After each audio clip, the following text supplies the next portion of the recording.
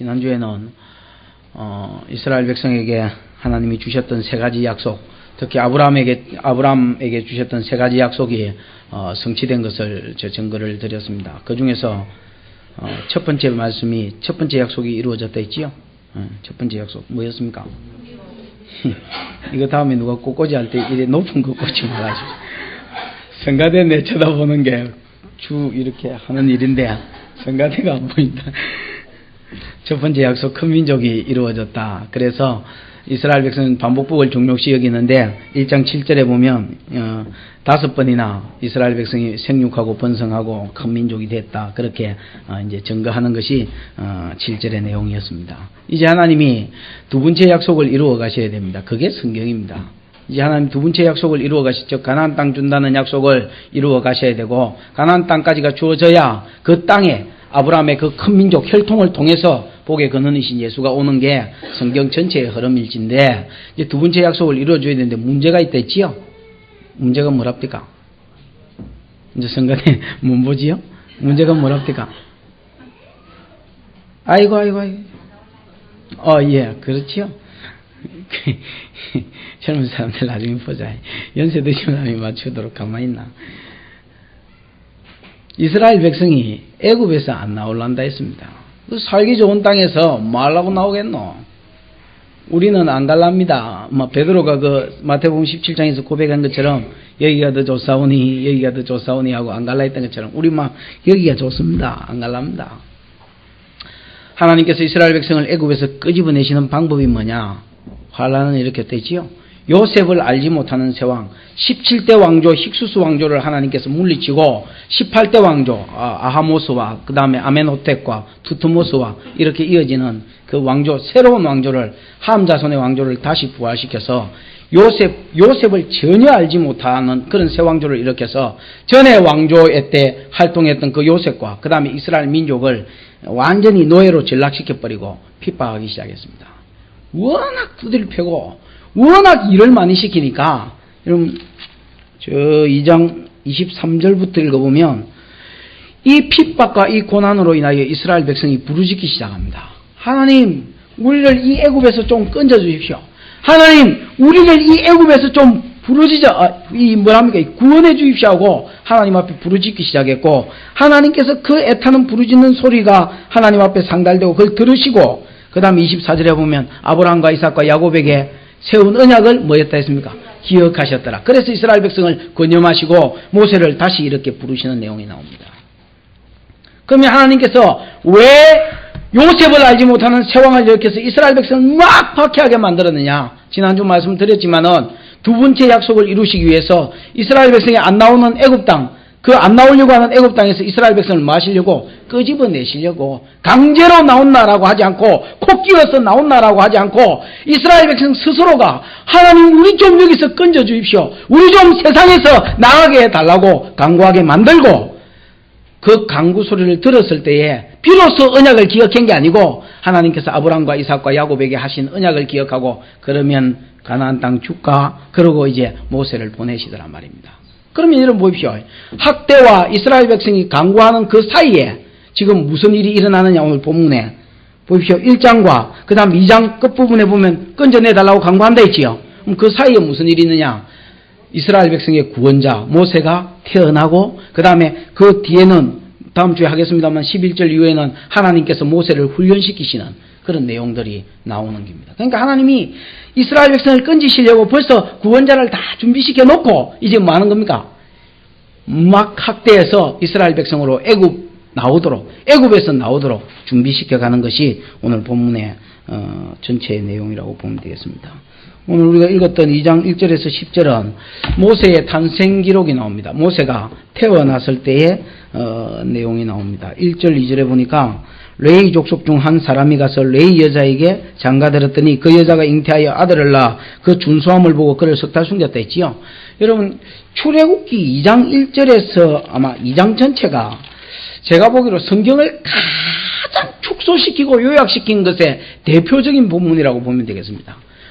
쓸 말은 거의 안 쓰고 딱 핵심만 보도록 많은 내용들이 있는데 이 레위 남자가 누구, 레위 여자가 누구며 준수한 것이 무슨 뜻이며 뭐 많은 내용들이 있는데 그거를 다 안 써놓고 그냥 딱 함축시켜서 모세의 탄생 기사를 간단하게 소개합니다. 그래서 이스라엘 전체의 어떤 핵심이 이스라엘 백성이 애굽에서 나왔다는 거지 모세가 태어났고 뭐가 있다 이런 내용이 아니고 전체적으로 이스라엘 백성이 출애굽하는데 관심을 가지도록 하나님께서 나머지 내용은 많이 축소시켰습니다.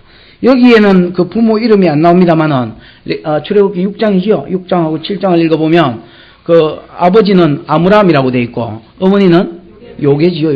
요게벳이라고 그렇게 되어 있습니다. 아므람과 요게벳이 결혼을 했고 그 다음에 여러분 여기에 보면 바로 그냥 첫 아이를 낳은 걸로 이렇게 뭐 되어 있습니다만은 원래 한 결혼한 지 오래됐습니다. 올해 이제 세월이 지났고 첫 번째는 딸을 낳았습니다. 딸을 낳은 게 미리암이고 그 다음에 한 10년 정도 지나서 그 다음 둘째 아들을 낳았는데 이름이 아론이지요. 아론이고 그 다음에 아론을 낳고 또 한 3년 지났습니다. 결혼한 지 한 15년 된 사람입니다. 3년쯤 됐을 때 이제 세 번째 아이 누가 태어났습니까? 모세가 태어났다 이렇게 되는 겁니다. 근데 그 당시에 모세가 태어났을 당시에 이제 세 번째 아이를 낳을 당시에 이 부부의 바람이 아므람과 요게벳의 바람이 뭐냐? 어쨌든 뭐가 나오는 거겠습니까? 딸이 나오는 겁니다. 어쨌든 딸 나오게 해주십시오. 아마 기도했으면 통성기도했으면 둘이서 주여 딸이 나오게 해주십시오. 딸이 나오게 해주십시오. 이렇게 기도해요. 왜냐하면 그 1장 22절에 보면 바로의 인구억제 정책 세 번째가 뭡니까? 남자아이가 나면 전부 다 하수에 뭐해라는 겁니까? 빠뜨리라는 거지요. 그 다음 여자아이가 나면 뭐해라 했습니까? 살리라. 산파도 말을 안 들으니까 노가다를 많이 시켜도 돼지새끼처럼 자꾸 낳고 그 다음에 산파도 말을 안 들으니까 이제 노골적으로 나이가 그냥 빠뜨려 죽이라는 건데 남자아이가 나면 다 죽여야 되는데 근데 이러면 또 아이를 낳고 보니까 남자라. 근데 본문에 이상한 것은 이 부모가 아이를 이제 뭐 해야 됩니까?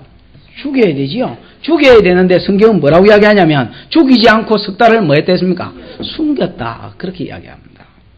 제가 오늘 본문을 통해서 두 가지를 전가하려고 합니다. 하나는 왜 모세의 부모가 모세를 죽이지 않고 살렸느냐, 석 달을 살렸느냐. 그 다음에 모세의 부모가 모세를 죽이지 않고 석 달을 살린 데 대한 하나님께서 주신 보너스 상이 뭐냐, 은혜가 뭐냐, 그것을 전가하고 그 다음에 오늘 이 말씀이 우리에게 어떻게 적용되는지를 살펴보고 마치도록 하겠습니다. 모세의 부모가 모세를 왜 살렸느냐? 왜 살렸다고 되어 있습니까? 2절에 보니까 그 여자가 잉태하여 아들을 낳아 그 준수함을 보고 그들을 석 달을 숨겼다 했지. 그를 석 달 숨겼다. 그렇게 되어 있지요. 준수함을 보고.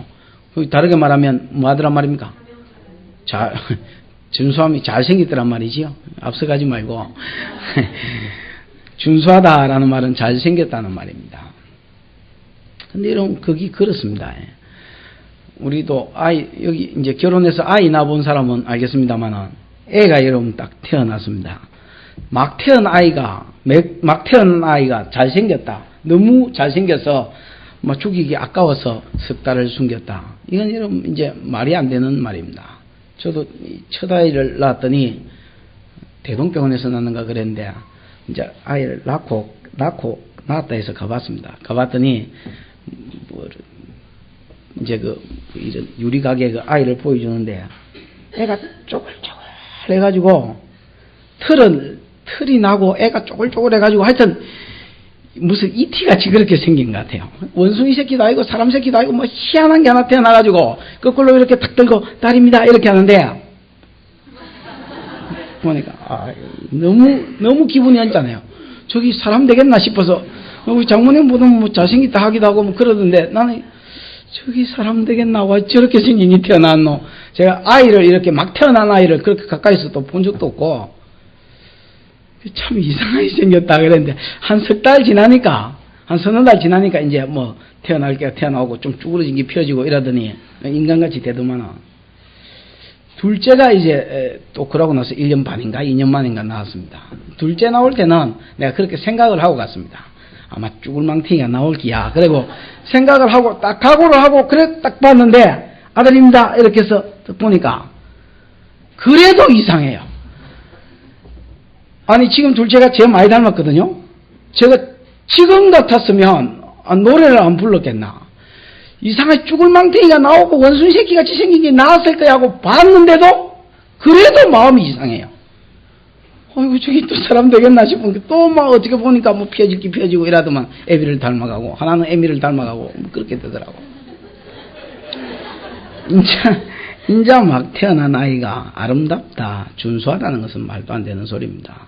그럼 여기서 잘생긴 아이다, 아름다운 아이다라는 말은 무슨 말이냐?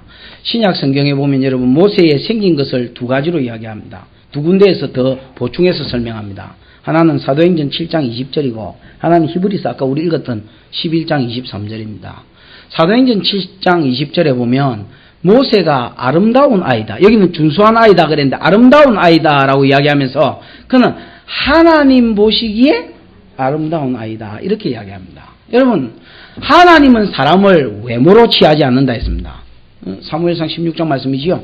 하나님은 사람을 외모로 보지 않는다 했어. 그러면 하나님 보시기에 아름다운 아이다라는 말은 무슨 말이냐? 아까 말했던 것처럼 이 아이가 뭐다 말입니까? 사명자단 말입니다. 하나님 앞에 사명자로 태어날 것이단 말이고 사도행전 여러분 13장에 보면 바울이 비시디아 안디옥에서 설교하는 내용이 나오는데 40년간 사울을 세우사 40년간 그 이스라엘 백성의 왕위를 주셨다가 그 다음에 패하시고 그 다음에 유다지파 이새의 아들 누구를 세웠습니까? 다윗을 세우시고 이르시되 내가 이새의 아들 다윗을 만나니 내 마음에 합한 자라 그런 말이 나옵니다. 여러분 이 합한 자란 말하고 그 다음에 이 뭔가 아름다운 아이다라는 말이 같은 말입니다. 그러면 하나님께서 다윗을 내 마음에 합한 자다라고 이야기한 것은 뭐냐? 창세기 49장에 보면 유다지파에서 뭐가 일어날 것이 됐습니까? 이스라엘의 왕이 일어날 것이고 유다지파에서 왕이 일어나면 모든 대적들을 다 이기는 사자새끼와 같아서 그 원수의 목을 잡고 가는 데마다 승리한 삶을 살 것이라고 예언했고 그 유다지파에서 왕위가 끊어지지 않기를 실로 샬롬이지요?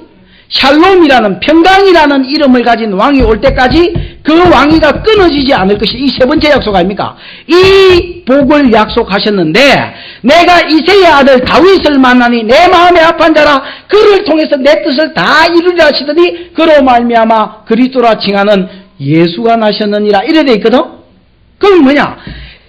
다윗이 하나님 보시기에 합당하다라는 말은 다윗이 하나님 보시기에 합당하다면 이 아이가 내 사명자다라는 말입니다. 누가 오게 하는데? 예수 그리스도가 오게 하는데 내 사명자다 말이고 모세가 하나님 보시기에 아름다운 아이다, 준수한 아이다라는 말은 이 아이를 통해서 내가 두 번째 약속 이스라엘 백성을 애굽에서 끄집어내서 뭐 주는? 가나안 땅 주는데 내가 사명자로 쓸라이다 그 뜻입니다. 그리고 이것을 하나님께서 모세의 부모에게 이야기해 줬습니다. 야 모세의 부모야 야 아므람과 요게벳이야 요게벳이 아니까 좀 이상하다. 요게벳아 어쨌든 부모를 이렇게 부르고 한 말이 뭡니까? 내가 이 아이를 이스라엘 백성을 애굽에서 끄집어내고 가나안 땅까지 이끌 사명자로 쓸 테니까 이 아이를 뭐 하지 말라는 겁니까? 죽이지 마라. 죽이지 말고 키우면 내가 이 아이를 책임지고 살려줄 테니까 죽이지 말고 키우라는 겁니다. 아도프 핑크라는 사람은 여러분 이것을 주석할 때 어디까지 주석했냐면 너 죽이지 말고 키우고 나중에 도무지 키우지 못할 때가 되거든 나의 강에 던지라는 것까지 하나님이 이야기했다 이렇게 주석합니다. 왜 그 사람은 그렇게 이야기하냐면 만약에 여러분 석 달 키우고 이제 더 이상 못 숨겼을 때에 더 이상 숨길 수가 없었을 때에 제정신이란 뭐 부모가 제정신이라면 나일강에 갖다 놓겠나라는 겁니다. 지금 나일강에서 자식들이 죽어가는데 어디 산에 숨기든지 어디 다른 데 숨기지 나일강에 거기 끼워 놓겠나라는 겁니다. 어쨌든 하나님은 모세의 부모에게 그 말을 해줬습니다. 모세의 부모야 이 아이를 죽이지 마라. 이 아이는 내 사명자니 네가 이 아이를 책임지고 키우라고 하나님 말씀해 주셨다는 겁니다. 그 증거가 뭐냐? 히브리 11장 23절입니다. 아까 우리 읽었던 그 본문에 보면 믿음으로 모세의 부모는 모세가 났을 때에 뭐라 했습니까? 아름다운 아이임을 보고 석 달을 숨겨 임금의 명령을 무서워 아니했다 했지요. 믿음으로 모세의 부모는 모세를 그렇게 했다. 숨겼다. 이렇게 이야기합니다. 여러분 히브리서 11장에 기록된 모든 믿음 제가 여러분 자주 말씀을 드렸습니다만은 믿음은 하나님의 약속에 뭘 믿는 믿음이 됐습니까? 말씀을 믿는 믿음이다 그랬습니다. 믿음은 여러분 두 가지 믿음이 있습니다. 하나는 무엇을 믿는 믿음 아니면 또 하나는 누구누구를 믿는 믿음입니다. 내가 하나님을 믿는다, 예수님을 믿는다 할 때는 대상을 누구누구를 믿는 것입니다. 그것이요? 요 구원받는 믿음이고, 그 다음에 여러분 상 받는 믿음, 그 다음에 내가 복을 받는 그런 믿음은 누구누구를 믿는 믿음은 복 받는 믿음 아닙니다. 복 받는 믿음은 무엇을 믿는 믿음입니다. 하나님께서 내게 말씀해 주신 그 말씀을 믿는 믿음, 자기 확신을 믿는 거 아닙니다. 내 이번 사업 왠지 잘 되겠다, 이거 아니다 했지요. 그 믿음 아닙니다. 내 이번에 우리 아가 꼭 대학 들어갈 것 같아. 안 들어가면 하나님 죽었나? 그럼 그 성산 아무개 제가 아는 아줌마 하나 있습니다. 집안에 다 다닌다 하더만은, 다 믿었다 하더만은 그 아줌마 안 다닌대요. 그래서 왜 안 다니노? 이렇게 물으니까 자기는 하나님 없더래요. 그 왜 없는데? 이랬더니 자기가 기도를 했는데 하나님 아무개가 누가 그때 전사님이 누가 죽었다 했습니까? 언니가 누가 죽었다는데 자기가 기도를 했대요. 하나님 언니를 좀 살려주시면 내가 하나님 있는지 믿겠고, 안 살려주시면 안 믿겠습니다. 이라고 열심히 기도를 했는데 언니가 죽었더래요. 그럼 뭐야 그러면? 하나님 없는가 아이가? 믿음의 근거를 여러분 희한하게 두지요. 믿음의 근거는 그런 거 아닙니다. 자기 생각, 자기 확신을 가지고 믿음의 근거 삼으면 안 되지요? 믿음의 근거는 뭡니까? 하나님 약속의 말씀입니다. 히브리 11장에 믿음으로 살다가 성취를 받았다, 약속의 이름을 받았다고 기록한 모든 믿음의 선진들은 하나님의 약속하신 말씀을 믿었습니다. 예를 들어서 아무나 히브리 11장에 아무나 대보십시오. 믿음으로 살았던 사람 누구 있습니까? 아브라함 본토 친척 애비 집을 떠나면 내가 3가지 약속을 준다. 그 약속을 믿었더니 하나님께서 이루어 주시더라. 자기 살아 생전에 안 이루어 주신 것은 멀리서 내다보고 뭐했다? 환영했다. 그거 아닙니까? 또 아벨, 믿음으로 아벨은 가인보다 더 나은 제사를 드렸으니 이는 하나님께서 그 예물에 대해서 증거하셨습니다. 무슨 말입니까? 요 예물로 예배드리라, 요 예물로 누구를 상징한다, 오실 예수를 상징한다. 하나님 예물에 대해서 다 가르쳐 줬다는 합니까? 그 약속의 말씀을 믿음으로 드렸다는 겁니다. 또 에녹, 믿음으로 에녹은 하나님과 동행하다가 죽음을 보지 않고 하나님 앞에 올라갔다. 믿음이 없이는 기쁘시게 할 수 없다. 하나님께 나아가는 자는 그가 계신 것과 자기를 찾는 이에게 상 주시는 이심을 믿어야 될지니라. 유다서 1장 14절 15절에 보면 하나님께서 아담의 7세손 에녹에게 나타나서 수많은 천사와 함께 나타나서 이르기를 내가 이 세상에 뭡니까 이거? 행악자들의 하는 악한 행동과 악한 말을 인하여 이 세상을 뭐 하겠다 했습니까? 심판하시겠다 했습니다. 그때에 낳은 아이가 65세에 머두셀라를 낳았고, 머두셀라를 낳은 후에 하나님 심판에 대해서 음성을 듣고 65세 이전까지는 자기도 하나님과 동행 안 했는데, 아이고 내가 하나님께 붙어야 살 길이다 이라고 하나님께 딱 뭐 했단 말입니까? 동행하다가 진짜로 여러분 머두셀라를 낳고 머두셀라가 969살에 죽는 해에 하나님께서 비로 세상을 심판했다 아닙니까? 결국은 더 되려면 더 되보십시오. 이삭이고 홍해를 걷는 것도 가리켜라. 너희가 바다를 지나리라. 모든 믿음으로 살았던 히브리 11장에 기록한 믿음은 뭐냐? 하나님의 약속을 믿는 믿음이라. 여러분, 하나님께서 음성을 주시거든, 예배 시간에 하나님께서 말씀을 주시거든, 그 말씀이 뭐라고 요구하는지를 보고 그거 붙들고 가십시오. 그러면 그 말씀이 명령만 줄 뿐 아니라 또 뭐도 준다 했습니까? 약속도 준다 했지요. 그 약속은 하나님이 이루어 가시겠다는 합니까? 하나님의 복을 못 받는 게 말씀 시간에 벌써 그 약속을 놓쳐버리는데, 그리고 살지를 않는데, 그리고 기대하지를 않는데, 하나님이 이 약속을 어떻게 지킬고 내가 할 일을 내가 하면 어떻게 지켜가실고 기대를 안 하는데 무슨 복?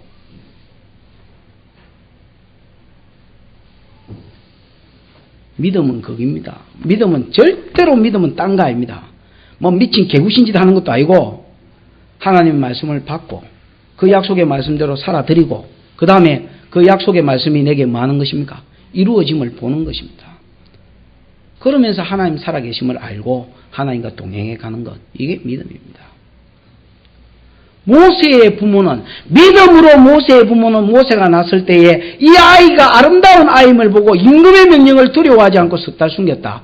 벌써 하나님께서 모세의 부모에게 다 말했다는 겁니다. 야, 내가 이 아이를 이스라엘 백성을 애굽에서 끄집어내는 사명자로 불렀으니 너는 이 아이를 이 아이를 죽이지 말고 바로의 명령을 두려워하지 말고 이 아이를 뭐 해라는 겁니까? 숨겨라. 그러면 내가 이 아이는 책임지고 살려줄 테니까 숨겨라는 겁니다. 모세의 부모는 이 약속의 말씀을 믿었습니다.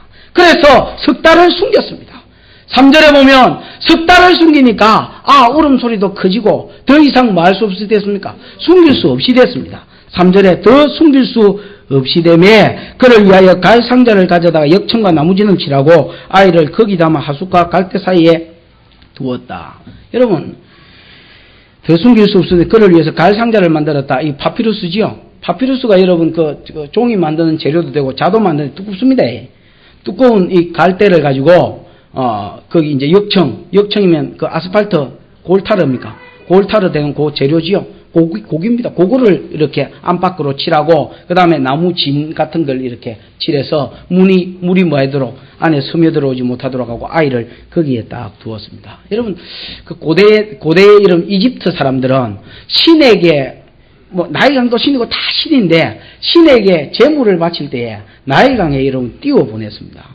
그 세계 풍물기획 풍물기획 세계로 가단가 이런 거 보면 이제 그런 거 신한테 이렇게 제사 드릴 때에 이렇게 제물을 물에 띄워서 동동동동 보내는 그런 경우도 사실 있습니다. 근데 옛날에 애국 사람들이 그랬습니다. 그건 그때 당시 그냥 풍속이고 이거 하나님께서 만약에 아드핀 그 말대로 하나님께서 나일강에 던질 것까지 나일강에 두실 것까지 명했다면 믿음으로 한 거고 아이라도 그 당시 애굽의 풍속에 의하면 이거는 하나님께 맡기는 겁니다. 아이를 죽이는 것이 아니고 이제 내가 할 수 있는 일은 최선을 다했으니 이제 하나님께서 이 아이를 뭐하라고 받으시고 약속하신 말씀대로 키우라고 아이를 하나님께 맡겼습니다. 그리고 4절에 보면 부모가 보냈겠지요. 미리암을 부모가 이렇게 보냅니다. 너 아이가 어떻게 되는지 한번 봐라. 네가 한번 지켜봐라. 그래서 미리암이 4절에 보면 멀리 숨어서 그 아이가 어떻게 되는 것을 뭐 했습니까? 지켜봤다 했지요? 지켜보고 있었습니다. 5절부터 10절 내용은 뭐냐? 간단합니다. 하나님께서 그 약속을 얼마나 신실하게 지켜주시느냐라는 겁니다. 하나님 세 가지로 지켜주셨습니다. 첫 번째는 바로의 공주의 딸이 바로의 공주의 딸이 아니죠? 바로의 공주가 이 모세를 뭐 했습니까? 발견하게 하시는 겁니다. 여러분 5절에 보니까 같이 한번 읽어보십시오. 시작. 바로의 딸이 목욕하러 하수로에 내려오고 시녀들은 하숫가에 거닐 때에 그가 시녀를 보내어 가져다가 여러분 여기서 나오는 바로의 딸이 하셉수트입니다. 17대 왕조가 내가 셈족 왕조 되지요. 저 북쪽에서 쳐들어 내려온 놈들이 애굽을 장악했습니다. 그 다음에 이제 18대 왕조 요셉을 알지 못하는 세 왕은 18대 왕조입니다. 이건 이제 같은 이제 옛날에 애굽 사람이었습니다. 본토베기가 다시 세력을 내서 이걸 잡아먹었습니다. 그럼 첫 왕이 누구냐? 아모스입니다. 아모스가 그러니까 18대 왕조의 제일 첫 번째 왕이고 요놈 죽고 나서 두 번째 왕이 아멘호텝은 유명한 역사적으로도 유명한 왕인데 아멘호텝입니다. 그다음 아멘호텝이 죽고 나서 투트모스 1세가 세 번째 왕이 됩니다. 무슨 말인지 알겠지요? 몰라도 할 수 없고. 투트모스 1세가 애굽의 세 번째 왕이고, 이 투트모스 1세의 딸이 하셉수트입니다. 이 딸은 무남동녀입니다. 그러니까 아들은 없고, 그냥 유일하게 투트모스 1세에게 있는 유일한 딸이었습니다. 그러니까 요 딸이 가만히 있으면 저절로 뭐가 되는 겁니까? 왕이 되는 것인데, 여왕이 되는 것인데, 자기가 여왕 되기를 원치 않았습니다. 그래서 남편 되는 사람을 투트모스 2세로 만들고, 그 사람에게 정권을 이렇게 넘기고 자기는 섭정을 합니다. 그 다음 아들이 투트모스 3세거든요. 친아들 아닙니다. 투트모스 2세하고 자기 남편하고 그 다음에 다른 궁녀 사이에서 나온 자식을 투트모스 3세로 삼고 3세가 어릴 때도 자기가 섭정을 합니다. 이건 나중 일입니다. 어쨌든 이게 하셉수트인데 이 하셉수트가 남편을 투트모스 2세와 결혼을 하는데 그 사이에 아이가 하나 있었습니다. 딸아이가 하나 있었는데 어릴 때 죽어버렸습니다. 어릴 때 죽고 그 다음에 이제 그 이후에 일어난 일이 이제 목욕하러 하수로 내려왔습니다. 근데 여러분 이게 이 모세를 발견하는 것 자체가 기적입니다. 전에도 내가 공부할 때 한번 말씀을 드렸습니다만은 나일강은 여러분 줄기가 하나만 있는 게 아니다 했지요. 하나만 있는 게 아닙니다. 강줄기가 여러 개입니다. 그러고 여러분 길이가 낙동강 우리가 낙동강이라면 낙동강이 100m 됩니까? 200m 됩니까? 여러 수십 킬로 아닙니까? 그러면 나일강도 길고 근데 예를 들어서 모세가 이게 나일강인데 여기 있다. 여기 있다. 이리로 나와야 될 거 아닌가 봐. 그지요? 정확하게 여기로 나와야 되고, 그 다음에 여러분 여러 개의 강줄기가 있는데 이 강줄기로 나와야 됩니다. 그러니까 바로의 공주가 바로의 딸이 모세를 발견할 수 있는 가능성 자체가 없는 것입니다. 하나님의 간섭이 아니고 기적이 아니면 모세를 발견할 수가 없더라는 겁니다. 그 다음에 여러분 두 번째 하나님이 도와주시고 약속을 지키기 위해서 도와주신 게, 역사해 주신 게 뭐냐면 이 아이를 보고 바로의 공주가 불쌍히 여겼습니다. 그래서 자기 이 양자로 삼을 마음을 이때 먹습니다. 보니까 상자가 하나 보이거든. 하늘식에 야 그거 가져와봐라. 가져와서 열고 이렇게 딱 보니까 아이가 뭐 했댔습니까? 아이가 울었다 했습니다. 아이가 우는지라 그 여자가 아이를 불쌍히 여겨 가로되 이는 히브리 사람의 아이로다 그랬습니다. 지난주에 우리 말씀을 드렸습니다만은 애굽 사람은 히브리가 히브루라 했지요. 강 건너온 자라는 뜻이 되죠. 집시죠. 이 걸베이 민족하고 같이 밥 먹으면 뭐 한다고? 부정 탄다고 부정을 입음이라 생각하고 밥도 같이 안 먹다 했습니다. 애굽 사람은 히브리 사람을 인종으로 이렇게 유별난 인종으로 취급해 주지를 않았습니다. 사람 취급을 안 해줬습니다. 그런데 여러분 히브리 사람의 아이라는 것을 뻔히 알면서도 그 아이를 불쌍히 여기고, 그 다음에 여러분 남자아이가 나서 나면 죽이라 하고 명령한 사람이 누굽니까? 저가 아버지입니다. 그럼에도 불구하고 이 아이가 불쌍히 여겨졌습니다. 저는 이것이야말로 하나님의 섭리라고 생각합니다. 하나님께서 일찍이 하셉수토의 그 아이를 하나밖에 없는 딸, 자기도 하나밖에 없는 무남동녀이지만은 또 자기도 무남동녀를 낳았는데 그 아이가 일찍이 죽어버렸습니다. 아주 어려서 죽어버렸습니다. 이제 여러분 난지 3개월 된 아이가 어디 떡 버려져 있었는데 뚜껑을 떡 열고 보니까 히브리 사람의 아이였습니다. 무식하고 인간 취급을 못 받는 족속의 아이라는 것을 알았고 자기 아비의 명령이 이 아이를 죽이라는 것을 알았습니다마는 그는 그 아이가 불쌍히 여겨졌습니다. 하나님께서 두 번째 역사해 주신 것이지요. 그 다음에 여러분 세 번째 역사해 주신 것이 7절을 보면 그 누이가 바로의 딸에게 이르되 내가 가서 히브리 여인 중에 유모를 불러다가 당신을 위하여 이 아이를 젖먹이게 하리까? 바로의 딸이 그에게 가라되 가라 그랬습니다. 누구 불러왔습니까? 저 에미를 불러왔습니다. 미리암이 딱 이렇게 숨어서 지켜보니까 뭔가 여러분 조짐이 잘 풀리는 것 같거든. 이 히브리 아이가 깨구리 빵떡 치듯이 빵떡을 빡치 보이라면 아하 이거 죽일란갑다 이래 생각할 텐데 여러분 여자가 쳐다보더만 이래 사고 하니까 분위기가 좋거든. 쫓아가가지고 내가 이 아이를 위해서 히브리 여자 중에서 유모를 하나 구해다 줄까요? 이렇게 이야기했습니다. 여러분 만약에 자기 양자를 삼으려고 했다면 애굽에 가도 젖 잘 나오는 여자 여러분 쎄 빌렸습니다. 꽉 찼단 말이지요.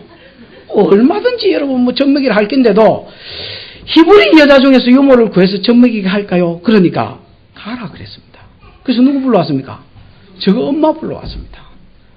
저거 엄마가 또 불러왔더니 바로의 딸이 그에게 이르되 이 아이를 데려다가 나를 위해서 젖먹이라. 내가 이 아이를 양자로 삼겠단 말이지요. 나를 위해서 젖먹여주면 내가 이 아이를 키우는 양육비는 책임지고 대줄게. 바로의 공주가 저거 아들 키우라고 주는데 양육비 얼마나 빵빵하게 죽겠습니까? 일단 푸지게 줄 테니까 이 아이만 책임지고 좀 키워달라 했습니다. 이게 여러분 보십시오. 하나님의 약속의 말씀을 믿고 지난주에 내가 그 이야기 했지요. 3파 이야기 했지요. 히브리 3파의 믿음이 뭐냐. 하나님의 말씀, 바로 왕의 명령보다 하나님의 말씀을 더 두려워하는 믿음. 사람 말보다 하나님을 더 두려워하는 믿음. 그랬더니 하나님께서 그 3파의 집을 창성케 해주신 것처럼 모세의 부모의 믿음이 뭐냐. 바로의 임금이 그 명령이 얼마나 두려웠겠습니까? 그러나 하나님 말씀이 이 아이를 내가 사명자로 삼았으니 내가 책임지고 키울 테니까 이 아이를 죽이지 말라 했을 때에 바로의 임금의 명령을 두려워하지 아니하고 하나님의 말씀을 쫓아 이 아이를 키웠더니 하나님께서 그 약속을 신실하게 마시더라. 거의 불가능에 가까운 일들을 하나님께서 역사하셔서 정말로 하나님 말씀대로 이루어 가시더라는 거 아닙니까? 그리고 이제 자기 아이를 키우는데 눈치 보지 않고 담대하게 뭐까지 받으면서 돈까지 받으면서 그래 이제 아이를 키우더라. 그게 모세의 부모가 믿음으로 산 데 대해서 하나님께서 주신 복이요. 그리고 결국 이 아이가 나중에 이스라엘 백성이 뭐가 되는 겁니까? 구원자가 되는 거 아닙니까? 저는 이것이 믿음으로 산 데 대한 복이라고 생각하고 동시에 이것은 모세의 부모에게 내려진 숙제였습니다. 자, 여러분 이제 보십시오. 이제 이 아이를 다시 받았습니다. 고대에 여러분 젖을 때는 시기가 3살에서 4살, 많이면 5살 이렇게 잡습니다.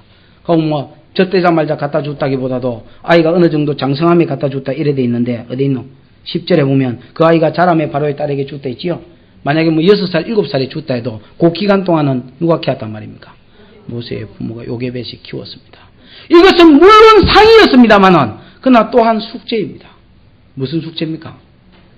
이제 이 아이를 내가 다시 하나님으로부터 받았습니다. 하나님께서 이 아이가 날 때쯤에 음성을 주신 것이 있고 사명자라는 음성을 주셨고 이 아이를 10달 만에 버렸다가 하나님께 맡겼다가 도로 받았습니다. 이제 이 아이를 키우는 싹까지 양육비까지 받았습니다. 하나님께서 왜 돌려주셨겠습니까? 이제 이 아이가 어떤 아이로 자라야 될 것은 바로의 모세의 부모의 몫이었습니다. 숙제였습니다. 바로의 공주에게로 다시 돌아가기 전에 이 아이가 해야 될 일이 뭔지, 사명이 뭔지를 이 아이에게 가르치는 것입니다. 3살, 4살. 지난번에 내가 한번 그 이야기 했지요. 이스라엘 사람들은 세마 이스라엘, 들으라 이스라엘 할 때 그 이야기를 했습니다.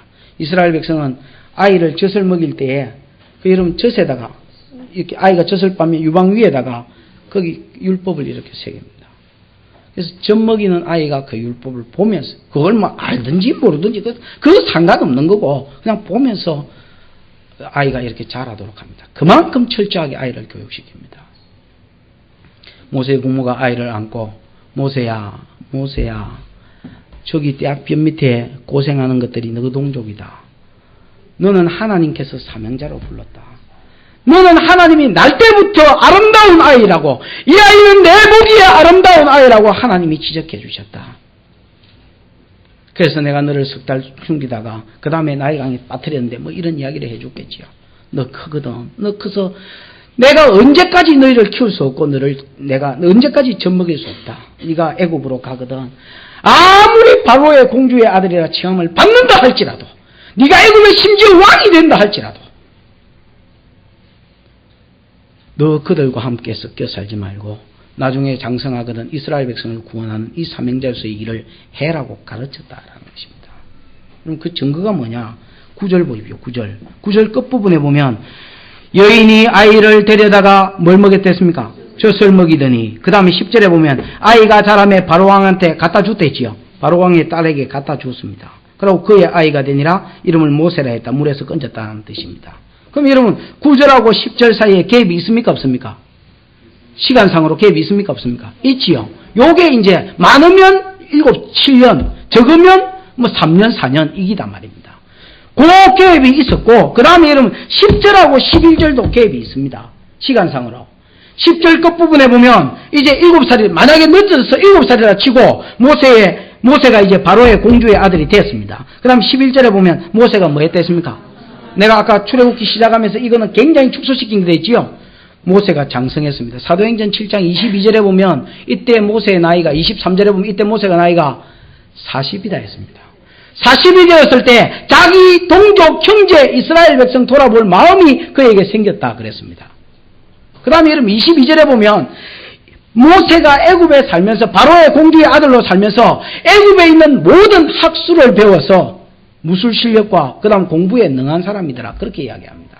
여러분 이제 모세의 부모가 모세를 어느 정도 키웠습니다. 그리고 여러분 그 부모에게 갖다 줬습니다. 갖다 주니까 원래 여러분 이 양부모가 뭐 가르쳤습니까? 애굽에 있는 왕자들이 받는 교육을 다 시켰습니다.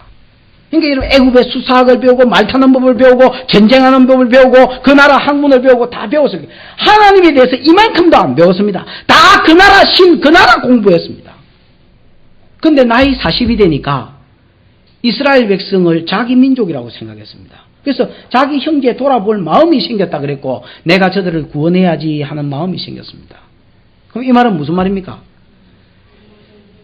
그렇지. 모세가 크기 전에 벌써 어렸을 때에 몇 살 되기 전에 그 7살 되기 이전에 부모로부터 받았던 그 말씀을 기억하고 7살 이후에는 계속해서 세상 학문을 배웠지만은 40이 될 때까지 세상 학문을 배웠지만은 그 이전에 배웠던 그 말씀을 자기가 뭐 하더라는 말입니까? 생각하고 있더라는 겁니다.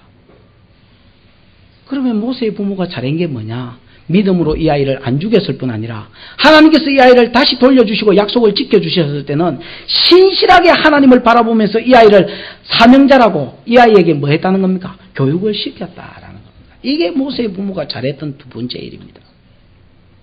잠언 22장 5절에 마땅히 행할 일을 아이에게 가르치라. 그리하면 늙었어도 그 길을 떠나지 아니하리라 그랬습니다. 야, 마땅히 행할 일을 머리 다 굵어져서 가르치려면 죽어도 안 듣는다. 아이에게 가르쳐라. 그리하면 늙었어도 그 길을 떠나지 아니하리라. 모세에게 주신 그대로의 말씀입니다. 여러분, 기억하십시오. 지금 우리 여기 아이들이 있는데 지금 우리 여러분들은 다 하나님 보시기에 아름다운 아이입니다. 그 다음에 여러분 결혼하신 여러분 들으십시오. 여러분에게 있는 자녀들은 다 하나님 보시기에 아름다운 아이입니다. 무슨 말입니까? 다 하나님 마음에 합한 자입니다. 뭡니까? 사명자란 말입니다. 구약에는 여러분 창세기 6장 이전에 성령을 하나님께서 다 거두어 가셨으므로 자기 사명자들에게만 성령을 주셨습니다. 그렇지요? 보편적인 성령은 다 거두어 가셨습니다. 창세기 6장 3절에 나의 신이 영원히 사람과 함께 하지 아니하리라. 그러면 구약에는 성령이 없어졌느냐? 아닙니다. 하나님 노아에게 성령을 주시고 하나님께서 아브라함과 이삭과 야곱과 그 다음에 모세와 그 다음에 그 뒤에 여호수아와 12사사들과 그 다음 다윗과 왕들과 제사장들과 선지자들에게 하나님의 성령을 주셔서 그들을 그 시대의 아름다운 아이로 쓰셨습니다. 사도행전 이후에는 모든 믿는 자녀들에게 뭐가 내렸습니까? 성령이 임했고 하나님께서 그들을 이 시대의 사명자로 오늘 우리들을 불렀습니다. 우리 사명이 뭡니까? 복음을 전하는 것입니다. 그게 서불론의 사명입니다. 그 다음에 우리 사명이 뭡니까? 교회를 섬기는 것입니다. 어떻게 섬기라 했습니까? 열심히 섬겨야죠. 그런 사람이 교회 말아먹는다 했지요. 열심히 섬기면 안 됩니다. 지식을 따라 섬겨야 됩니다. 지식을 따라 열심히 섬겨야 돼요. 그럼 그 지식을 따라 섬기는 게 뭐냐? 하나님이 니네들한테 가면 안 되죠. 우리들한테 주신 뭐를 따라서? 은사를 따라서 하나님의 교회를 섬기는 것. 그것이 하나님이 몸된 교회를 봉사하라 하신 방법입니다. 그러면 이게 이사갈의 사명입니다. 나가서 복음 전하는 것과 그 다음에 이 땅에서 하나님의 몸된 교회를 은사를 따라서 충성스럽게 섬겨드리는 것, 그것이 모든 성도에게 주신 사명입니다. 여러분, 그럼 이 사명을 주지하는 것 중요하고 그 다음에 여러분 자식이 낳았을 때 뭐 하는 겁니까? 어쨌든 이 새끼를 막 어릴 때부터 영재교육 시키고 영어 단어 가르치고 그런 여러분 미친 짓 좀 하지 마십시오. 시간이 남거든 하십시오. 하나님이 원하는 것은 뭐냐? 네가 하나님 보기에 아름다운 아이라는 것을 가르치는 것입니다. 하나님이 오늘 이 본문을 통해서 우리에게 가르쳐 주시는 것이 뭐냐? 오늘날 태어난 모든 믿음의 사람들은, 믿음의 자녀들은 하나님 보시기에 아름다운 아이다. 이 아이를 하나님께서 네 품에 주시거든. 이 아이가 세상 나가서 세상 교육을 배우기 전에, 여러분 초등학교 가서 세상 교육을 국어, 산수, 영어 이런 거 배우기 전에, 중고등부 올라가서 세상을 배우기 전에, 네 부모라는 너 품에 있을 때에, 주어졌을 때에 이 아이에게 하나님을 가르쳐라. 네가 하나님의 사명자다. 너 복음을 전하는 일과 그 다음에 하나님이 네게 장차 무슨 은사를 주실지 몰라도 하나님 네게 주시는 재능 가지고 하나님의 몸된 교회를 잘 섬기는 이 일을 해라.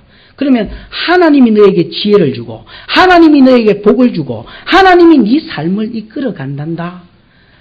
나는 어려서 그 일을 잘 못해서 아이고 하나님 앞에 많이 터지면서 그러고 나서 터지면서 성경 배우면서 목사한테 젊은 목사한테 구사리 묻고 욕 묻고 그래가 눈물 짜고 콧물 짜고 그래가 근거히 깨달은 게 이기다. 야야 너는 이 절차 밟지 말고 어려서부터 네가 하나님 앞에 아름다운 아이임을 기억해라. 그리고 너 크거든 하나님이 너를 어떤 자리에 세우든지 간에 그 자리에서 복음을 전해라.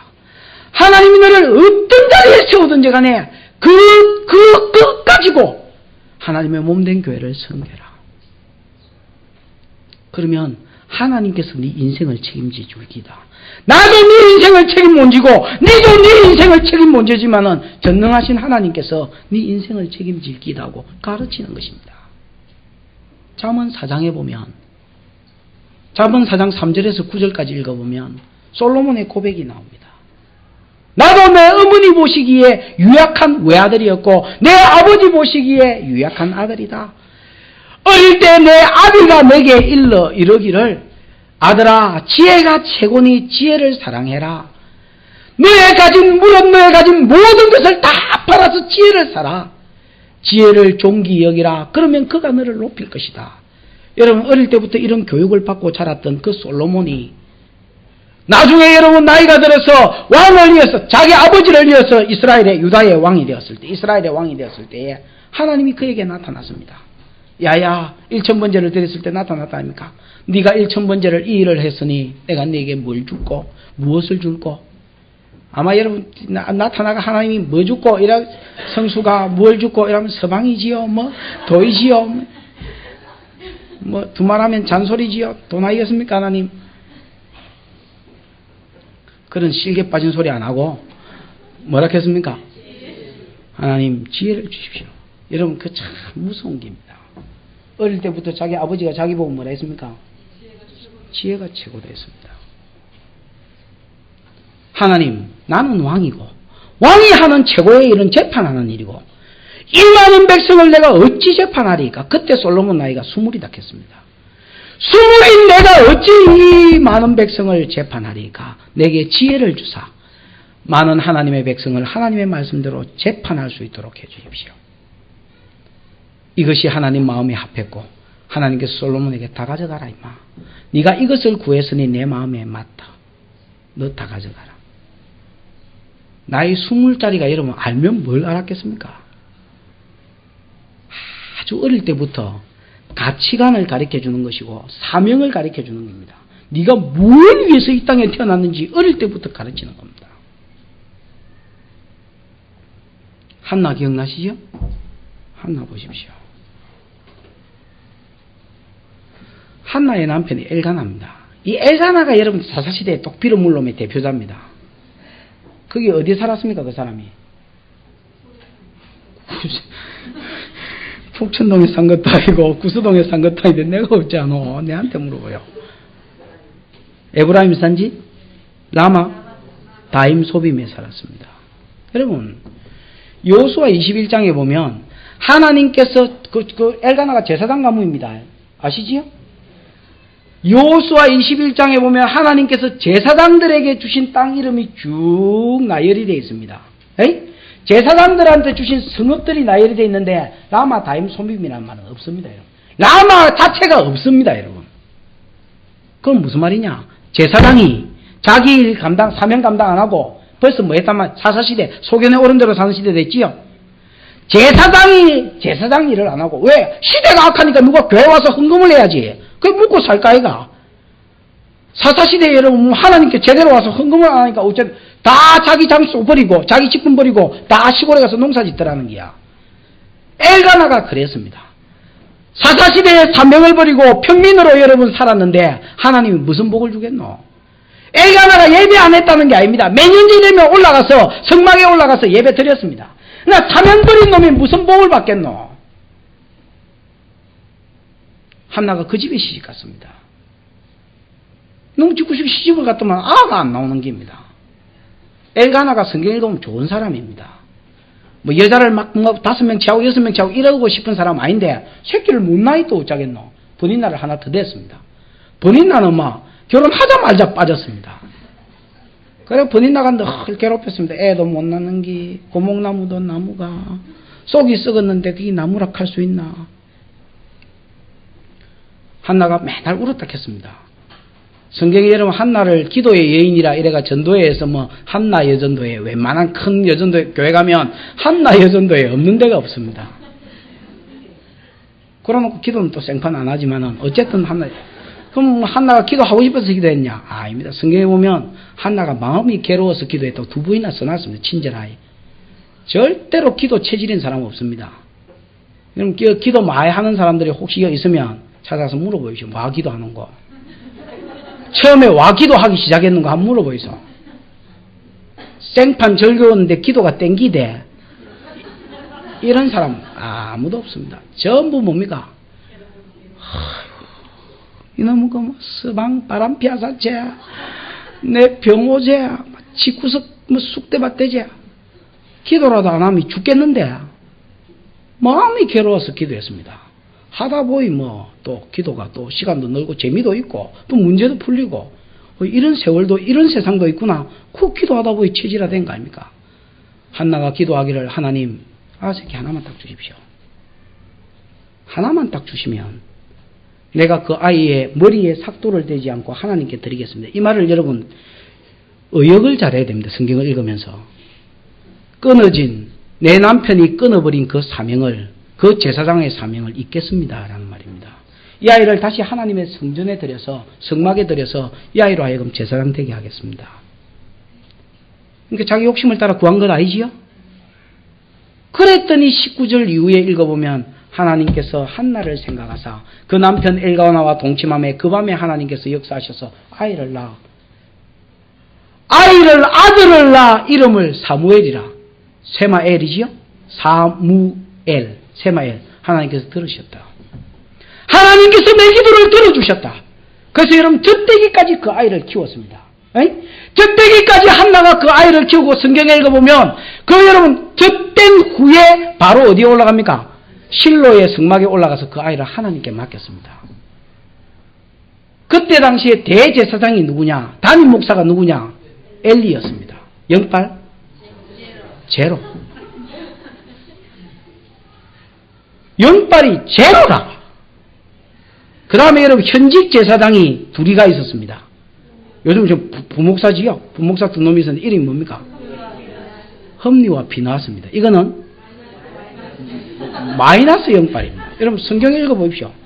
엘리의 아들들은 불량자라. 사무엘상 2장 12절. 엘리의 아들들은 불량자라.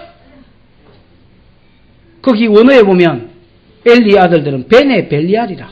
벨리알이 여러분 마귀를 벨리알이라고 합니다. 벤이라는 말은 새끼단 말입니다. 엘리의 아들들은 마귀 새끼라. 그가 하나님을 알지 아니하였더라. 그가 하나님 앞에 행하는 습관이 이러하였으니 라고 이야기하면서 하나님께 드리는 그 제물, 원래 삶아서 하나님께 드리는데 그 제물 삶기 전에 바베큐에 묵기라고. 자기는 구워 먹는 거 좋아한다고. 새살갈고리라는 것은 여러분 원래 성막기구 중에서는 없는 기입니다. 특수 제작했습니다. 새살갈고리를 제작해가지고 그 통에 삶으니까 거기 이렇게 탁 던져서 제사장 모가지가 있습니다. 그 모가지를 이야기하는 게 아니고 제사장 몫이 있습니다. 뭡니까? 뒷다리하고 흔든 가슴.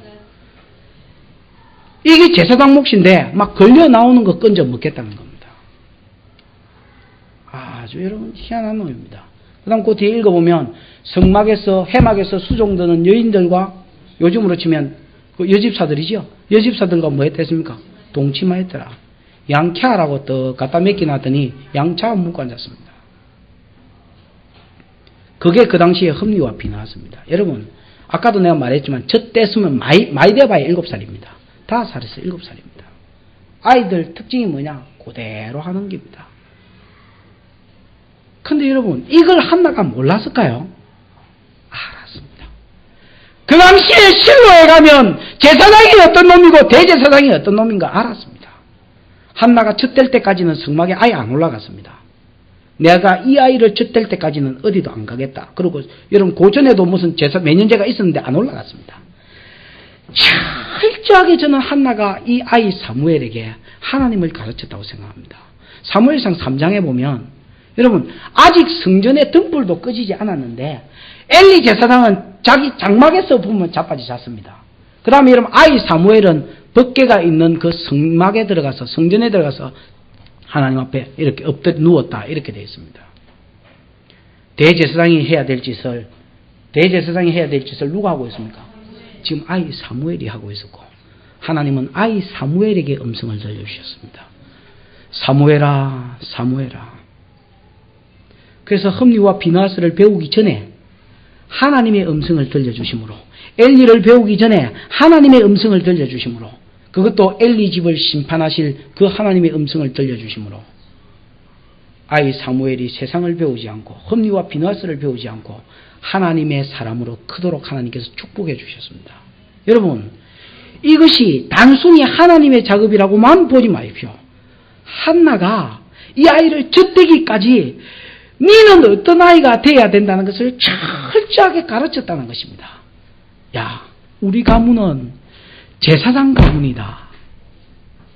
네 애비가, 물론 네 애비가 그러고 싶어서 그런 사람 아닙니다만은 네 애비가 하도 사사시대에 하나님을 안 섬기니까 하나님이 주신 장소, 그 성읍과 그 성마기를 버리고 여기 라만 다임소빔에 왔다. 나는 아이를 가지지 못한 여자였고 하나님께 너를 바쳐서 끊어진 제사장 가문을 회복시키겠다고 내가 하나님 앞에 서원했다. 아이야, 올라가거든 하나님을 경외하는 자로 네 애비모까지 다해서 하나님을 경외하는 자로 살라고. 홈리와 비누아스와 엘리를 본받지 말고 이 세상을 배우지 말고 하나님께 붙어 살라고 어릴 때부터 가르쳤다는 것입니다. 그 가르침이 사무엘로 하여금 성막 옆에서 법궤 옆에서 자게 하고 법궤 옆에 잤을 때에 하나님이 그를 불렀습니다. 여러분, 품 안의 자식이란 말이 있습니다. 학교를 일단 탁 보내버리면 친구를 좋아하지 부모 좋아하지 않습니다. 여러분 그거 다 알잖아요. 그리고 여러분 그 아이가 어느 정도 커버리고 이성을 알아버리면 그 다음에는 갈미가 안 되고 돈맛을 알아버리면 완전 갈미를 못합니다. 우리에게 하나님이 주신 사명이 무엇일까요? 아이가 하나님 보시기에 아름다운 아임을 보십시오. 먼저 우리 눈이 있어서 이 아이가 아름다운 아이인 것을 여러분 보는 눈이 생기기를 바랍니다. 이 아이는 아름다운 애다. 이놈은 아름다운 놈이다. 이놈은 하나님 보기에 아름다운 놈이요. 이놈은 이세의 아들 다윗을 만나니 내 마음에 합한 자라 한 것처럼 이놈은 내가 볼 때는 좀 형편없어 보이더라도 이놈은 하나님 보시기에 아름다운 아이다. 그러나 이 아이는 스스로 그것을 알지 못한다. 그럼 부모의 사명이 뭐겠습니까? 부모들아, 네 자식을 노엽게 하지 말고 주의 교양과 훈계로 양육해라. 다윗이 그러했던 것처럼, 한나가 그러했던 것처럼, 모세의 부모가 그러했던 것처럼, 믿음의 선진들의 그 모든 부모들이 그렇게 살았던 것처럼, 디모데후서 1장 5절에 디모데에게 외조모 로이스와 어머니 유니게의 믿음이 그 아이에게 갖다 놨니까. 믿음으로 살았던 모든 믿음의 부모들이 그러했던 것처럼 여러분 어린 아이들을 앞에 앉혀놓고 영어다를 못 가르치고 그래가 미치지 말고 아이들을 가르치십시오. 학교 가기 전에, 세상을 배우기 전에 목숨을 걸고 가르친다면 하나님께서 그 아이들을 책임질 것입니다. 하나님께서 모세를 책임지사 모세가 되게 하시고 하나님께서 사무엘을 책임지사 그 시대에 말이 한마디도 땅에 떨어지지 않는 하나님의 사람으로 만들어내셨던 것처럼 그 전능한 손이 오늘 여러분 자녀들에게 역사하사 여러분 자녀들이 이 시대에 하나님의 사람으로 세워질 것이요. 그러면 그게 부모에게 멸류관이고 자랑입니다. 아이고, 여러분 멸류관이 무엇입니까? 여러분 새끼 아닙니까? 어디서 흠리와 비누아스 같은 게 나가지고 그래가 어이 자식을 저렇게 했노? 목사님, 자식 농사 그거 내 마음대로 안 됩니다. 네 마음대로 키웠으니 네 마음대로 안 되지. 하나님 말씀대로 키웠으면 왜 네 마음대로 안 되겠노?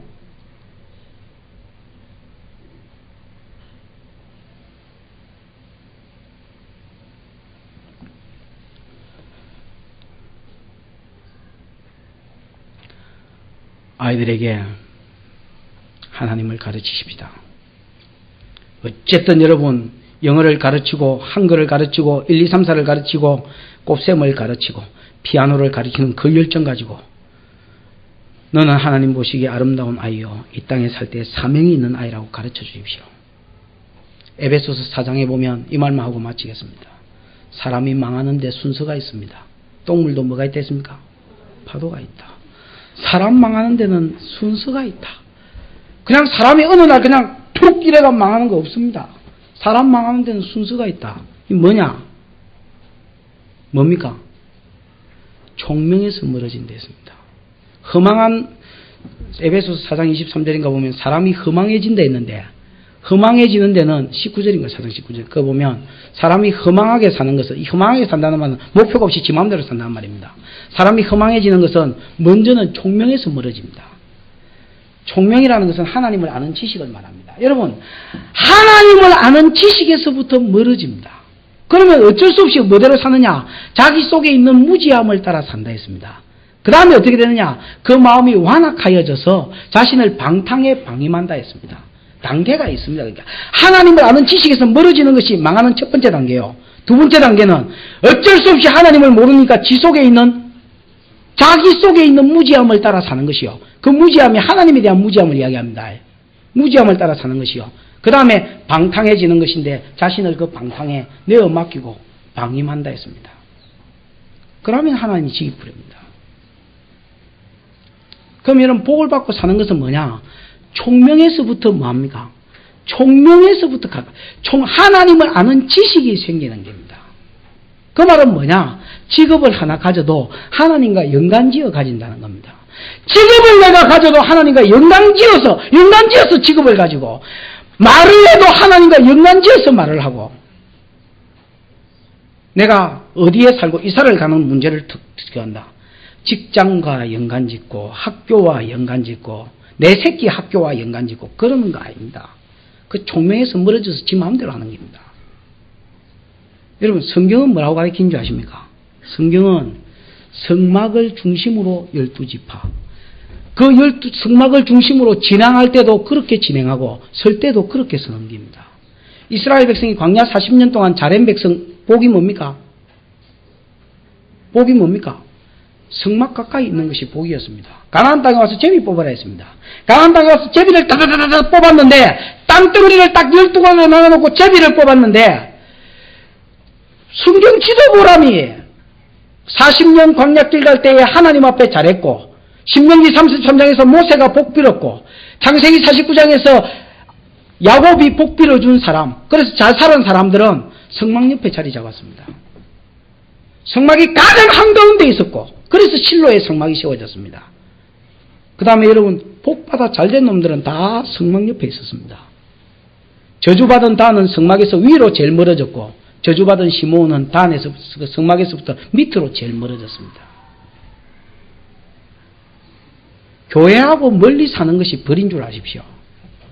마음이 그렇습니다. 또 실제로 몸도 그렇고 하나님의 교회로부터 여러분이 멀어져가고 여러분 새끼들이 멀어져가는 것이 벌인 줄 아십시오. 아 공부 잘하니까 복이다 싶습니까? 아이고 애가 지금 영어 잘 외우니까 그게 복이다 싶습니까? 아이고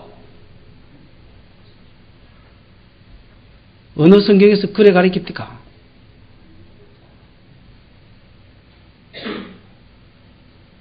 (19세기) 접어들면서 세상을 잘 봤습니다. 사람들이 신신학자들이 뭐라 했는 줄 아십니까? 이 땅에 무식한 일이 일어나고 도둑놈들이 일어나고 전쟁이 일어나는 거 그 못 배워서 그렇다 했습니다. 그래서 여러분 자유주의신학자들이 잘 가르치면 세상이 좋아지고 무천년설이 이루어질 거라고 그렇게 생각했습니다. 그래서 쇠가 빠지 교육을 시켰습니다. 잘 배운 놈이 1차 전쟁, 2차 전쟁 다 터잡았습니다. 그때 세상이 깨달은 게 뭔지 아십니까? 아, 사람들은 잘 배운다고 신생아실 잘 꾸며놓고 태교 음악 듣고 뭐 좋은 환경에서 잘 자란다고 잘 배운다고 이 세상이 좋아지는 것이 아니구나. 여러분 새끼가 마귀 새끼로 마귀의 도구로 쓰이면 좋겠습니까? 머리가 똑똑해서 그 똑똑한 머리로 가지고 자기만 위해서 살고 마귀의 도구가 돼서 살면 좋겠습니까?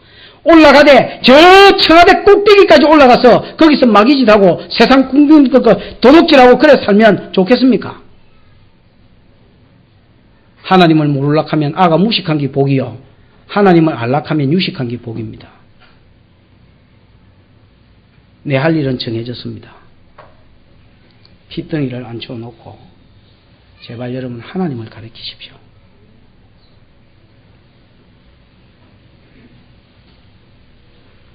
그러면 세상에 내놓으면 세상에서 그냥 사는 것 같습니다. 그러나 여러분 때가 되면 모세로 치면 40이 되면 자기 동족 돌아볼 마음이 생기게 하십니다. 이것은 하나님의 역사입니다. 하나님의 방법은 사람입니다. 사람을 통해서 뿌려놓았던 것을 하나님께서 역사해 주셔서 하나님의 은혜와 사람이 가르쳐 놓은 것이 같이 합작품되어서 그로 하여금 시대의 모세가 나게 되게 하시고 시대의 사무엘이 되게 하십니다. 오늘 저와 여러분과 또 여러분 자녀들에게 이런 복이 있기를 축원합니다. 여러분은 믿음으로 그 아이들이 하나님 아이라는 것을, 하나님 마음에 합한 아이라는 것을, 준수한 아이라는 것을 보게 하시고 그 다음에 그 아이를 사명자로 잘 키워서 교육시키고 키워서 이 아이들이 어느 자리 어느 위치에 있든지 간에 시대에 하나님의 영광을 돌리는 하나님의 사람으로 세워지는 복이 있기를 축원합니다. 기도하십시오.